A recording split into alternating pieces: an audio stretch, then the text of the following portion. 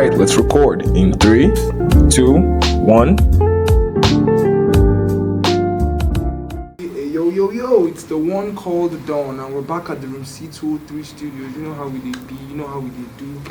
Hi everyone, it's good to have you all back as always. And in the studio today, I have a guest that I've been cooking this guest. I think I've already said it in like 2 episodes that I'll get this guest. I finally brought her. You have said it. Like it's different episodes after that. I'll bring Amor, don't worry, I'll bring Amor. Everybody, we have Amor in the studio with us today. Everybody. Thank you for finally. And it was so quick, oh. Yes. Just one conversation. And we just finally just clarified everything and we're here. But I'm glad to have you here because like as a creative and a fan, because like there's been a creative that supports me. I'm your fan. Your music is the shit. Thank you. I think we first met at one of the Soundscape events. I think the first one I went. Yeah, that was the second edition. Wait, okay, that was the first one you went for, the second edition. That was my first one as well. I've not been to Soundscape. I was supposed to go for the first one, but I can't remember what happened. I could not make it. But the second one, I made sure I was there. It was amazing. I just heard your song when you just started singing. I was like, Are you guys the one cheering? yes, no. I said, let me talent with this. Right. Don't be talent, and it's just captivating. Like, okay, when did you start music? Professionally. No. We don't have to start with so, non-professional. Like, when did music just say? I'm always like, I can't remember. I can't say. I know that when I was like 6, 7, I joined the adult choir in my church. In fact, the priest took me to the adult choir and said that I was going to join the choir. That's how like I started singing. I figured I could actually sing. I'm singing. That type of thing. Very nice. That's sudden realization. Sudden realization. When was your first drop? Like your first official drop? 2019. 2019. I do have some called Human. It was dropped on only SoundCloud. You check SoundCloud now, you see it. Amor Human. If you see the picture I used there for the cover, you know how you guys. The thing is, I've not really been a SoundCloud user, but because of you guys just have tracks, I cannot hear both songs. I need to download it. Yeah, you should. You should. Because like I love the last EP you dropped. Guy, like I disturbed everybody in my house with that experience. I disturbed everybody in my house. Spread the gospel. Spread it. And what's the name of the first track? Human. Hey? Human. I said the song like this. I need your girl Amor on this one. Oh God. Oh my God. That's so dead, man. That's so dead, guy. Like if it's your girl Amor. I swear, that I heard the song. And it's your girl Amor on this one again. It's the amount of auto-tune on that song. Okay. I was listening to it recently. And I God I beg. Why can't say God I beg? But okay, would you say what would you say amongst your tracks is your least favorite track? I like that question. Okay, I won't say it's my least favorite. But like at the time I did it, I didn't even write the song, right? Okay. I didn't write it. I just like made it with somebody and I just recorded it and song I know like just sit and listen to it, right? That was how I was going Gumbo. That was 2019. Okay. I featured one guy, Z, I'm listening and reading. That's awesome. And the creative spirit just kept going from there. Okay, what was the one thing in this? What's the one thing that you feel like in this industry as you've been going has been the most annoying thing you have faced? Like, apart from the fact that we're just Nigerians, like that's already just pure annoyance. But like, there's just a few things that you saw and you're just like, what's wrong with you people? Okay, I won't say annoying because at the end of the day, I see everything as a learning curve. Okay. So I'm just like, Word. But I think it's the fact that whenever I go out like perform and stuff, people usually always, most of the time, except now that maybe if I go, I see a couple people I know that already know that I do this thing. People know how to like underestimate me. Underestimate. Like what those songs want to sing, you should even ask that type of thing until I start singing and it's like, oh my God, why live for the realization? Because like the wow effect. Live for the wow effect. Yeah. Even though even at Soundscape, it was there. Yes, now. Nobody gave a shit until I started singing, and then it's like, Everybody wow. started screaming like, oh wow, she has busted our head. But it's actually a very refreshing take on music. Your music feels like it still gives off that whole Nigerian vibe, but it just feels new, like something that we haven't heard before, and I like it. Like it's especially here in Abuja. Abuja is not very creative friendly. It's not as creative friendly as let me say Lagos. If you're talking about like, okay, we're talking about the business for Lagos, but I feel like in Nigeria, Abuja creative scene, we're still building. Yeah. I think everybody's doing the best that they can. I think in Abuja we have like some very, very creative people. No, Abuja is saturated with Creatives of all kinds. But like I feel like you obviously can't compare it. No, you can't. That's just what it is. We're still building. Yeah, okay. I actually prefer to look at it in that perspective we're still building. We already have like a really good thing going on. Eh? All these shows like Soundscape, we did Battle last year. Yeah. So it's like, and there's always something actually happening. There's always something now. This 5 p.m. affair.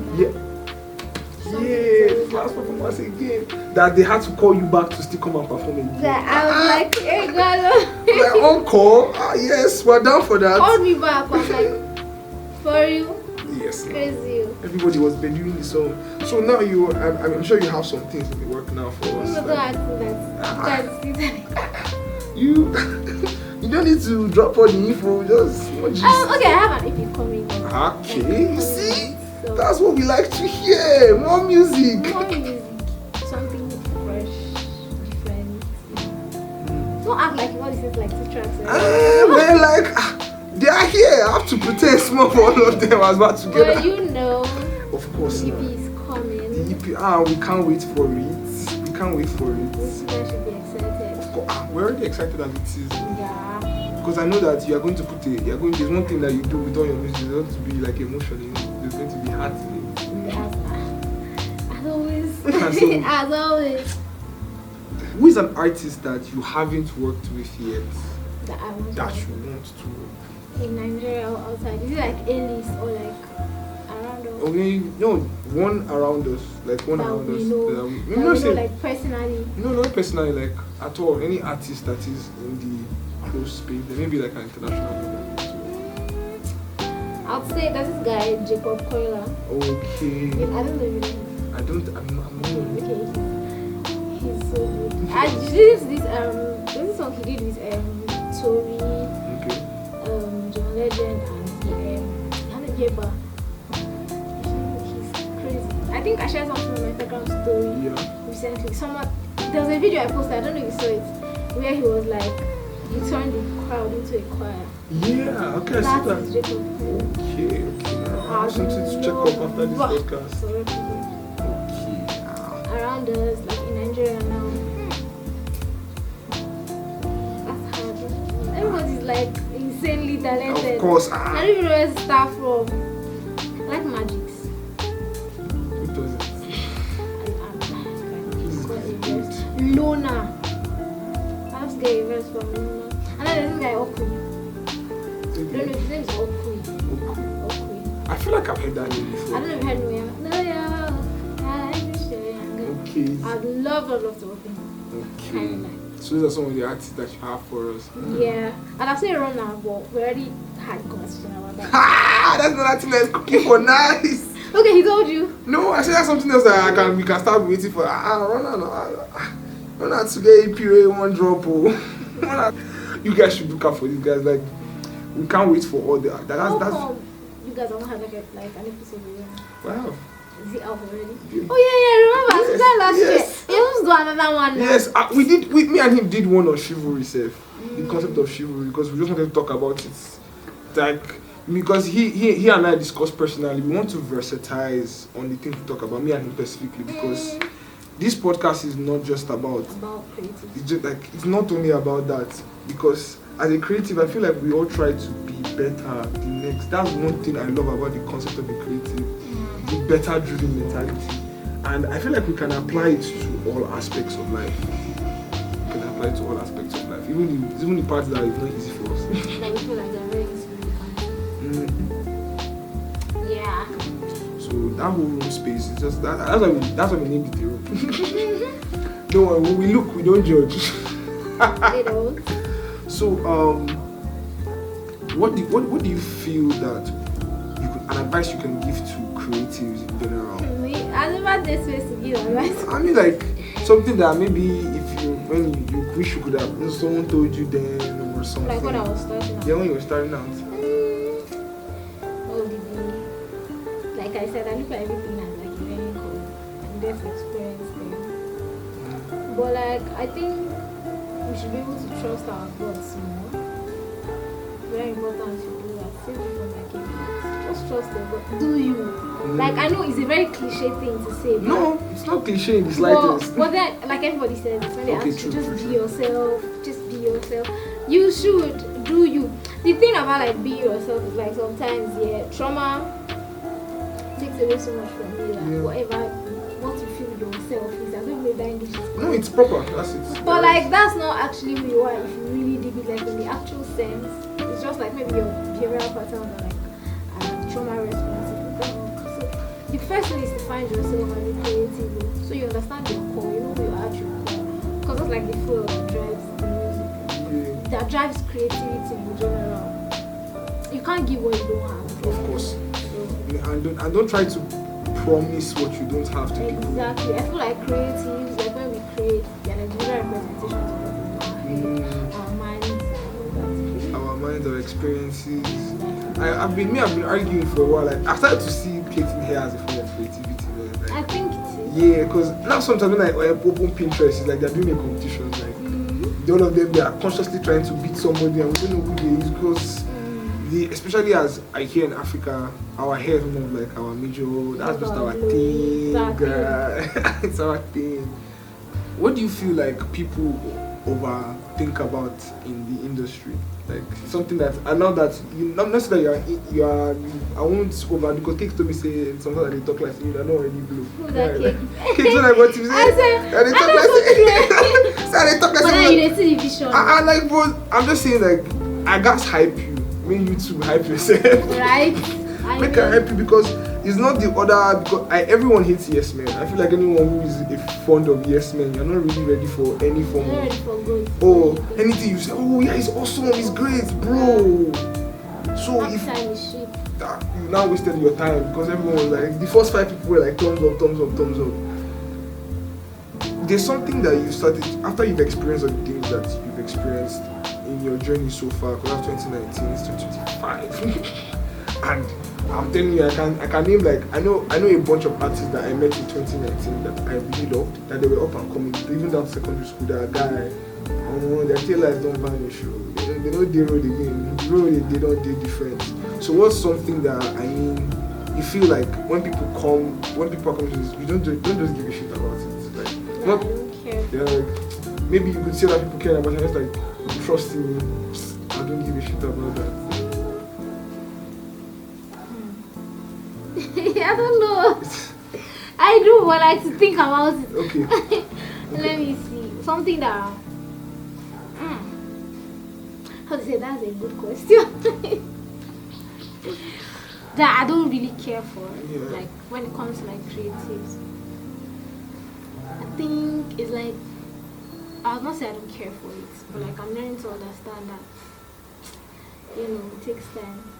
I don't know if I'm saying the right thing. But like all this social media validation. Yeah. Sometimes it's easy to just like because of the likes and the comments you think that you've already figured shit out. Nah, it's not just about that. I feel like like I care for it too. I'm not going to come and act like I don't. But at the same time, community presence, they're a thing, but they are not the benchmark.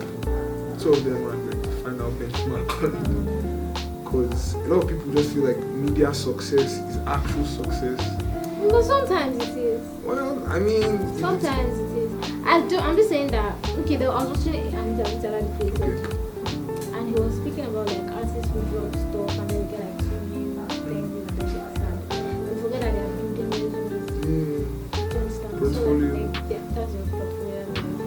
So even if it is okay to feel like that, like, people are not seeing my stuff. I mean, we're human beings. I feel like that all the time. They're not looking at my stuff, they're not retweeting, they're not reposting, nothing is happening, they're not promoting. When, as long as you're true to like your art and you're creating from like a genuine place, it's going to click at some point. And when it does, there's this friend I have here. Okay. He's a rapper. He puts out like I remember speaking about him with like a mutual friend, and then he said the most exciting thing about this guy now is the fact that when he finally pops, he has a catalog that people can go back to, actual gems and listen to. I don't know if I'm doing it. No, you are making your point, man. I swear, you're landing the point. So it's like, even though it's hard, just try it. You actually, as you said it, I remember a video that I actually got also one of my mentors. I've not dropped any of my mentors yet. I'm not mentioning who they are, but I'm saving it so that I can post this because I'm not saying any of them. But I'll tell you after the podcast. I will. I know we'll get this one, forget it. But he said that he makes YouTube videos, self-help videos and everything. So he didn't blow until like much later. So people started talking about him as like overnight success. So one day he just came out on a video and he was like, his first video was 9 years ago. As in, I think I know who you're we talk about it. It was 9 years ago, and now people are telling him he's over. He was like, he has nothing less than 3 million videos in his catalog.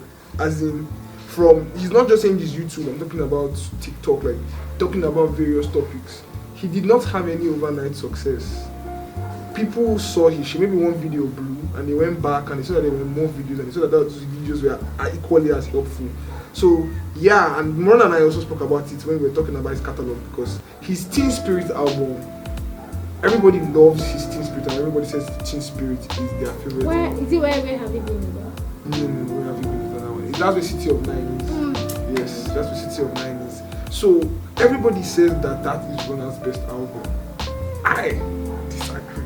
I'm waiting for the EP now. Yeah, I mean this EP is good though. I'm like, this EP is different, but I love Hometown. Yeah, I love Hometown. I love Hometown. That's why Where Have You Been with this other song. Love Takes. Yeah. God, I remember the first time he played me that song. I first paused. I said, where did you? I called him on. Not again. Certain things I can't explain. I said, bro, where did you? What's how? Oh, Love Takes Place. So this is a very interesting question for me in particular. Do you feel like trauma, as much as problematic it can be in lives, is a fuel for creatives? Yes, it is. It's actually for consciously and unconsciously. I think it's both. Yeah. I don't know, because I do remember the times when I was seriously depressed. That was when I used to write the best. Yeah, I have serious motivation when I'm heartbroken. Right. God. Yes, I have. But like sometimes I look at it like these traumatic things that happen, even if you say like beautiful things come from it, like the whole concept of melancholy. Yeah. And all that. If you really deep it, is it really worth it? Like, do I have to go through excruciating pain for me to come? Do I actually have to? Do I really have to? Is there any other way for me to bloom without going through this? Do I have to go through so much weight and power just to reach the next stage? Because you can tell when somebody is like operating from a place of pain, even if like they've healed from it. Yeah. You can tell when they're operating from a place of pain and when they're just like chilling. True. It's actually really, really sad sometimes when people. It's sad. I think it's a very sad reality. Yeah. I can't lie. I know that they'll say like it's like part of life. It doesn't mean I have to like that part of life. Exactly. The journey you're supposed to trust it. Or this regular saying, the story you know go sweet, it's like you no longer something like that. Something about like you don't talk about the suffering. Why do I have to suffer? Like, what if I just don't suffer and this thing still come out as beautiful as it is when I do? Me sometimes I'm just about like I don't even mind suffering sometimes. Why does the longevity of the suffering just have to be like? It's like a very short thing happens. Let's say it happens like in the span of 3 months. Yeah. I spend 3 years healing from that. 3-4 years, and it's not like obviously healing is not like a destination. It's a journey. It's a journey, yeah. You have to. Then one day you now relapse. and then you start again. It's just like addiction. No? Yeah. It's just like addiction. I addicts will tell you that I'm a recovering addict because it's like a journey. Back People and will say forth I've been sober for 10 years and then I drank again. And then like, you must start afresh. Fresh from the beginning. I will just do surprise because yeah. Because a lot of self hate comes with it. And a lot of people are like operating, a lot of creatives are operating from that. Definitely. Someone actually commented on my art, one of my poems. Was like, oh, your poems are actually much more happier. And then she was asking me, oh, do I still dabble into sad art? I'm like, look, to be quite honest, that sadness bubble, I don't want to pop it. Because I really don't want to deal with it right now. Because it's not just the sadness of the stuff that happened now. Yeah. The stuff that I have managed to get over, they can still come and try and do. They want to do them. I want to come the and thing about like, I can't speak for you. Yeah, of course. But like doing my mind works. I think I realized when I'm in therapy. My mind knows how to suppress memories. Yeah. Like when something really painful happens to me, I suppress it, and then when something else happens, it now triggers the pain. So I have like delayed response to it. Yeah. I have like if something happens today, people say like time heals. Time doesn't heal for me. Time doesn't heal for me.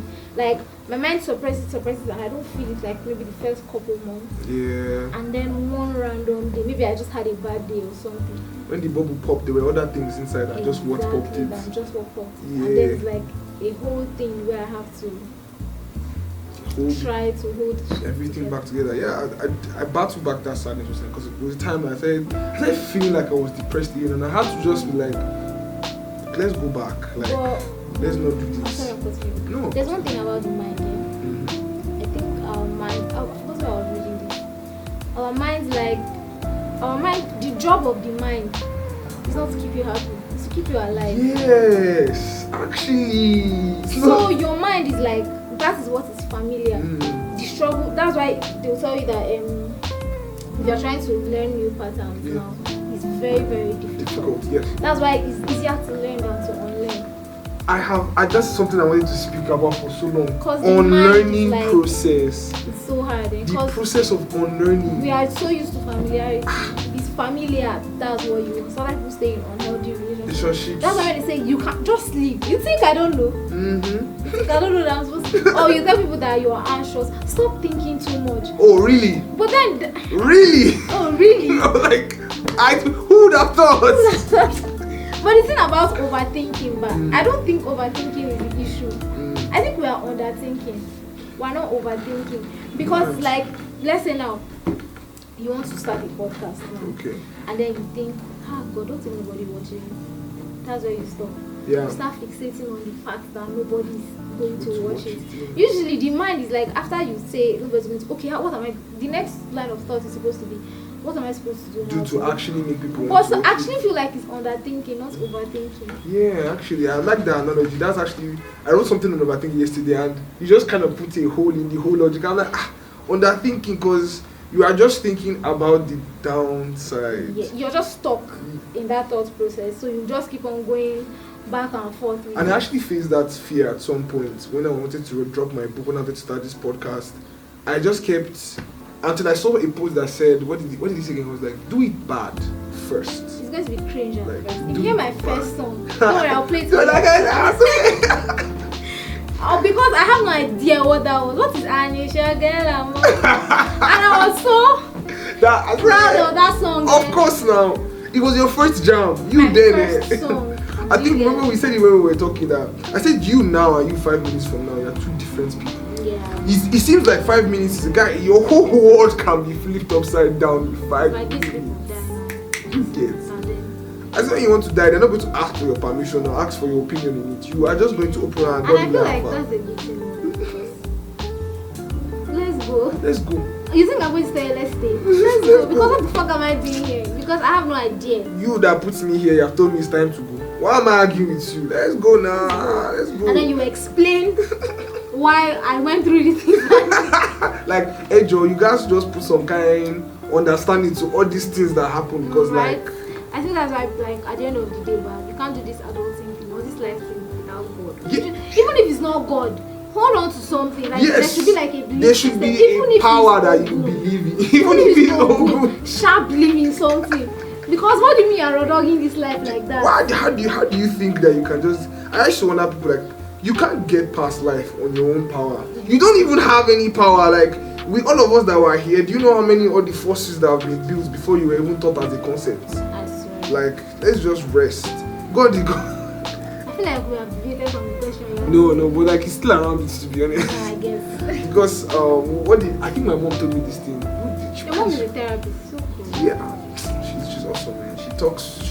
She really pushes that let's help mentality. That's so nice. Especially in this country where people used to just do therapy and this like once in a while, right? It's good. She told me, what did she tell me that day when I was having a really bad day, and it was in regards to, she told me that she loves the fact that I think a lot, but she hates the fact that I think about the wrong things. She was like, all that power that you could have used to think, you have wasted it because you not spend a whole day. She just sat me down out of nowhere, like you use your whole day using the fuel for your thinking on things that can't help you move forward. And she was like, you want to overthink on how to make it work.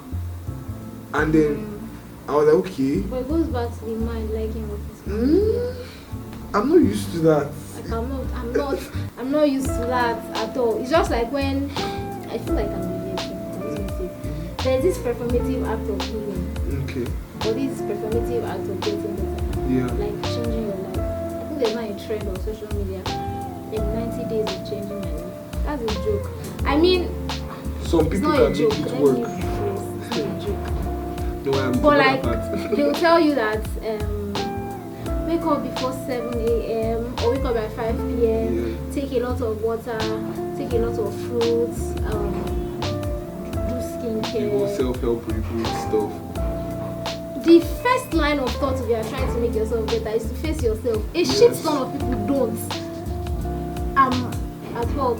I do that sometimes too. Like, Understandable. you I have feel like we all to do. look at yourself and understand that as much as life happens here and we've gone through like terrible things in our lives, but wherever you are in life, as a result of the decisions you made, you actually have to blame hold yourself accountable. Oh my God! If you keep on blaming people, but you always think it's their fault. It's you people who blame their like, parents, the way they will blame people their treat friends, you, like down to the way people treat you, but how somebody treats a reflection of how you. Yeah. Aside those are like terrible people. no, we don't talk about that. That being said, man, Amor, it has been a privilege to have you on the C203 podcast with us.